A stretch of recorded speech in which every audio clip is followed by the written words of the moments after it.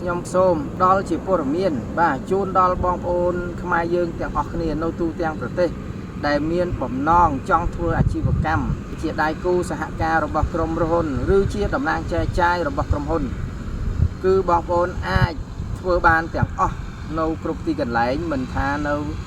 ទីណាទេបងប្អូនណាដោយសារសម័យនេះជាសម័យបច្ចេកវិទ្យាទំនើប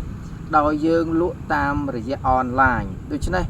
ទោះបីជាបងប្អូនធ្វើការងារបងប្អូនរកស៊ីមុខរបរណាក៏បងប្អូនអាចមានពេលធ្វើអាជីវកម្មជាមួយរុក្ខឱសថខ្ញីខ្មៅដែរគឺបងប្អូនចំណាយដើមទុនតិចតួចបំផុតបងប្អូនអាចចាប់ដៃគូជាមួយក្រុមហ៊ុនហើយបងប្អូនមានផលិតផលយកទៅលក់បានទូទាំងប្រទេសហើយចំពោះបងប្អូនដែលមិនចេះប្រើ Facebook Page ឬក៏បងប្អូនដែលមិនទាន់ចេះប្រើបច្ចេកវិទ្យាលក់អនឡាញតាមរយៈ Facebook Page នេះសូមបងប្អូនកុំព្រួយបារម្ភយើងខ្ញុំមានក្រុមការងារ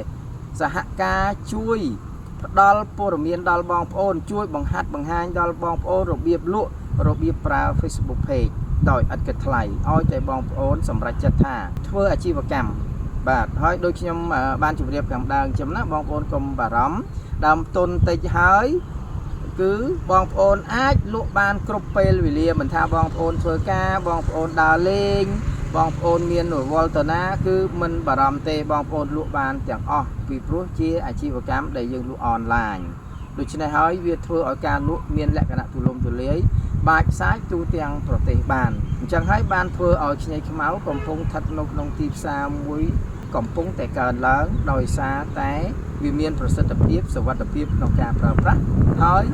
នឹងលក់ដាច់ទៀតផងដូច្នេះបើសិនបងប្អូនមានចំណាប់អារម្មណ៍